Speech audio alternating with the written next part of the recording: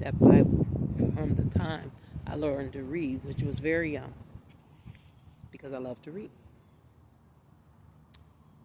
And I started studying all the things mentioned in the Bible at a very young age. And I started asking questions at an even younger age because I wanted to know. There were things I wanted to know. Like Sunday school wouldn't tell me the answers to a lot of things that I wanted to know. So I asked the Creator. We had a very close, intimate relationship from as long as I can remember. Because see, when you're a child, you don't block out God. You hear God. You speak with God. You build relationships with God. This is why Matthew 6:33 is so important. He says, when you get here, first seek Him out. Get to know Him. You know, before the distractions of the world. Seek God. Seek God first. First is preceding all others in importance, because He is important. And it is worth the trip to seek Him out and enjoy the ride along the way, because it's going to be an adventure you'll never forget. But you got to first acknowledge that He is. Okay? Don't lean to your own understanding. Just acknowledge that He is. And allow Him to make the path straight. Okay? If you going through, it's because you didn't do what Matthew 6:33 clearly instructs us to do upon landing here. In case you didn't know, we're all aliens in a strange land, and we don't know the language. But anyway, true story.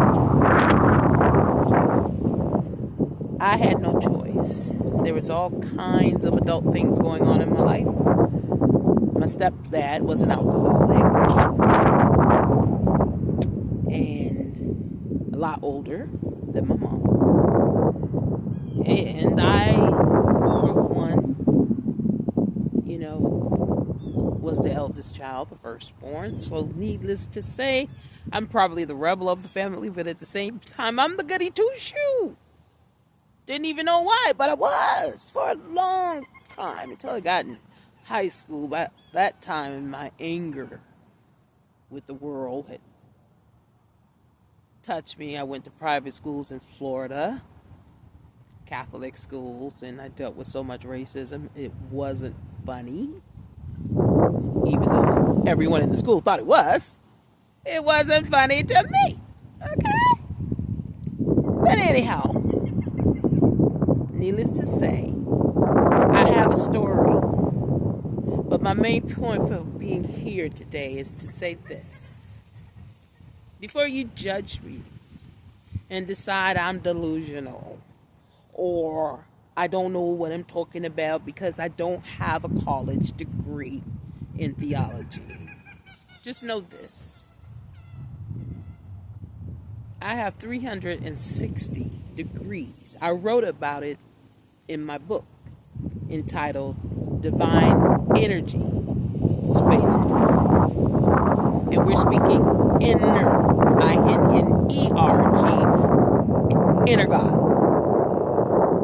And it speaks on the relationship with your inner God. See, to getting to know you is getting to know your divine source, your Creator. Because He dwells within you. And greater is He that's within you than the God of this world. There are two. And you get to choose. He gives us free will to choose when we get here. Which one are we going to serve? The God of this world or the God of the universe? who is also his God, in case you didn't know. The bottom line, getting back to the subject,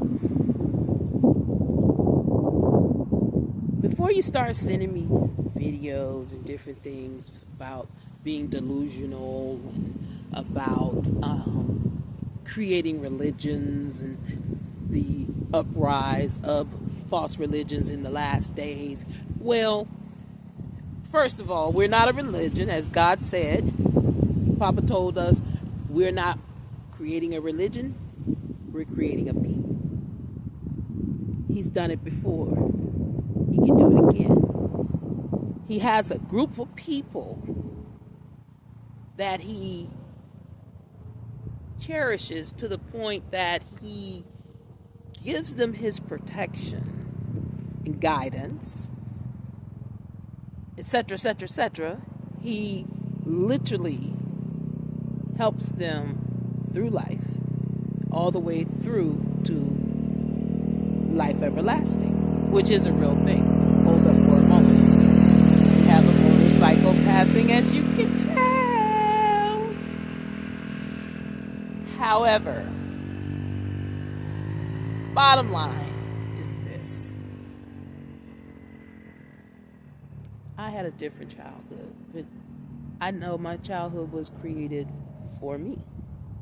Everything I went through groomed me to who I am today.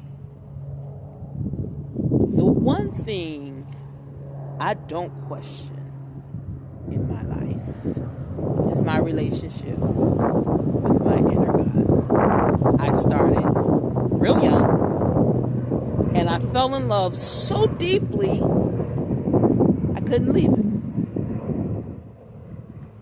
We've been in some real deep places together. He knows me better than anyone on this planet, inside and out. And through the years, our relationship has increased, of course, like any other relationship. Whoever you share your time with and your love with is the one you are in a relationship with. Now, he gives us free will. We can choose to love each other, which he suggests that we love one another as we love ourselves. But first, we've got to learn how to love ourselves. That's the issue. The greatest love you'll ever have, and most important relationship you'll ever come across, is your relationship with your Creator and you, the creation. Loving God and loving self is the antidote to everlasting life. Because, see, loving God will teach you how to treat you better, how to be your best you that you could possibly be. At the same time, with his anointing and his hand upon you, so that you don't cause any harm, directly or indirectly, to anyone as he expands your territory. Everyone in the world is looking for a Boaz. I'll take Jabez. I want the praying warrior. Okay? I want the husband that understands how to expand in all facets. So send me Jabez. Oh, that you would bless me indeed and expand my territory. And he got what he prayed for. But he who was given much, much is required, which leads to my initial purpose for being here today. Before you judge me, get to know me. Do some research. Walk a mile in my shoes. Go for it. Because I've been just like Jesus, to hell and back, in order to attain what I've gained. Papa says, none of your labor is done in vain. Talking to you, Papa.